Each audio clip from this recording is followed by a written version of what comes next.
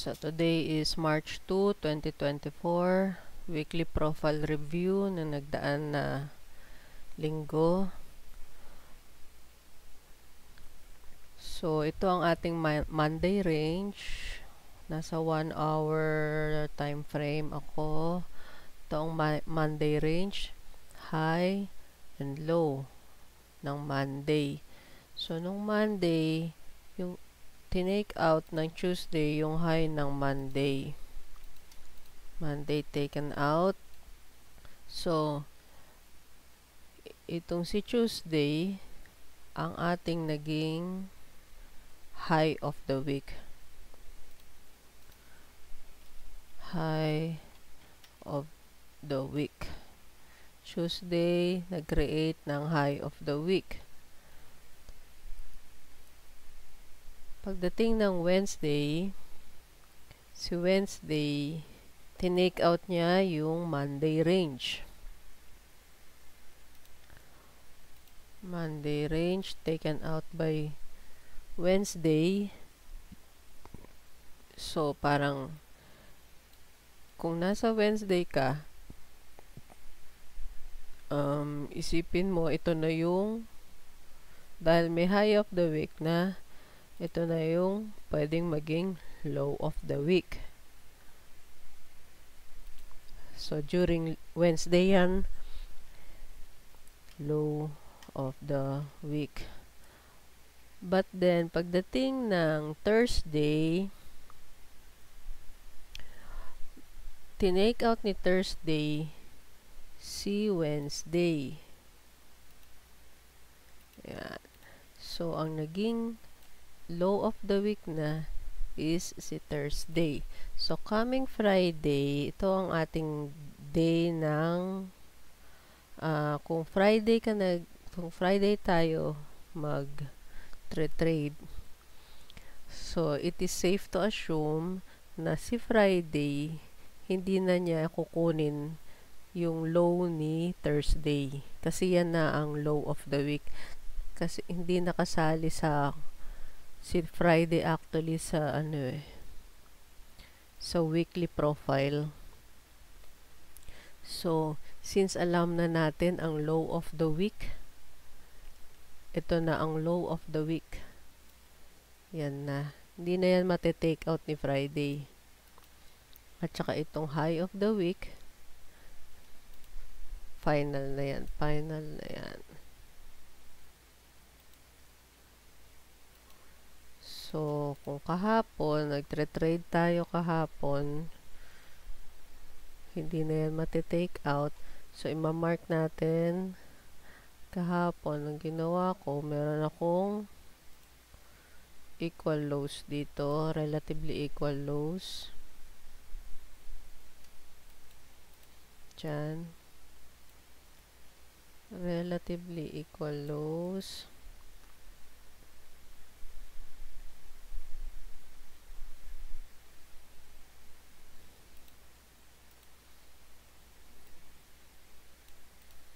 Yan. So, 1 hour. So, lipat ng 15 minute.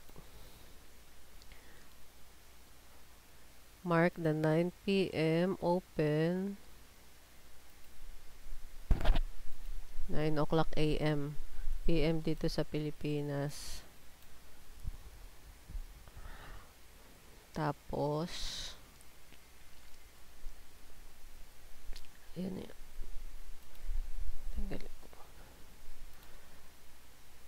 Pagdating ng 9 o'clock, anong mga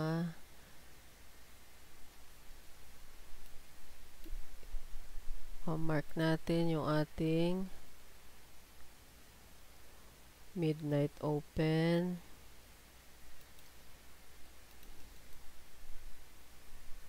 Midnight. And ako mark natin yung ating 7:30 true open.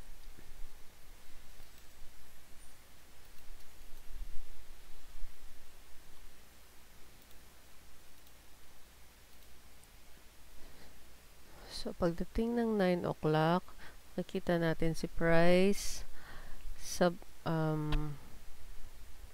nagdi-dip siya below, nagtre-trade siya below the true open.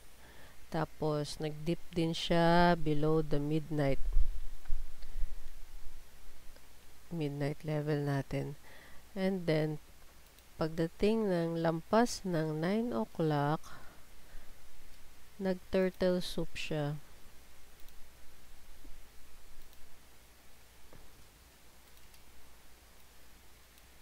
Yan. Tinurtle soup niya yung low ng lunch.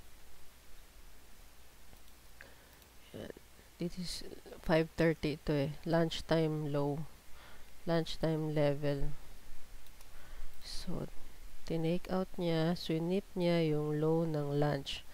So, ang entry natin sa 1 minute, ganito ang itsura.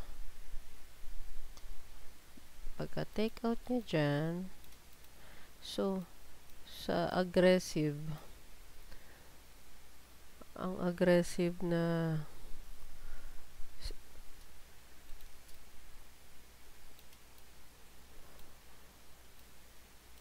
so, tatandaan ko dapat, pag gusto ko ng aggressive, pwedeng ganyan.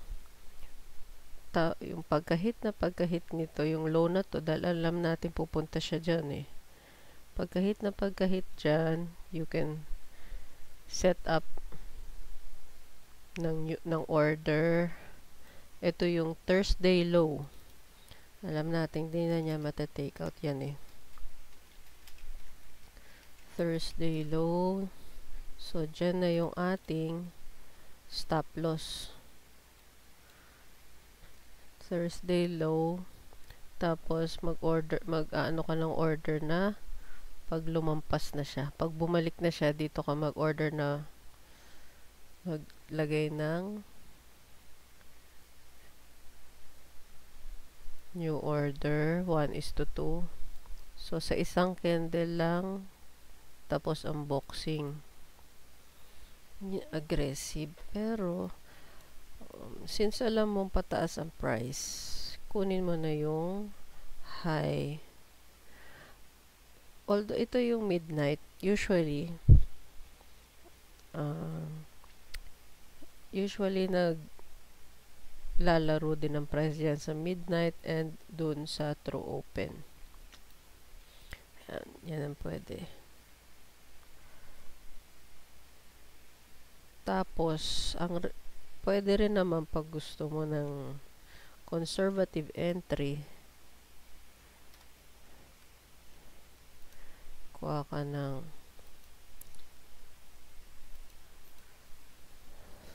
Fibonacci, then sa 50%, which is also in alignment to sa breaker block. Kaya lang, mas malayo eh. Mas malayo yung lalakarin ng trade mo para maka 1:2. Layo. So, the best pang entry is magintay ka ng isa pang fair value gap, which is this one. Dito ang entry mo, dito yung stop loss mo, then 1:2.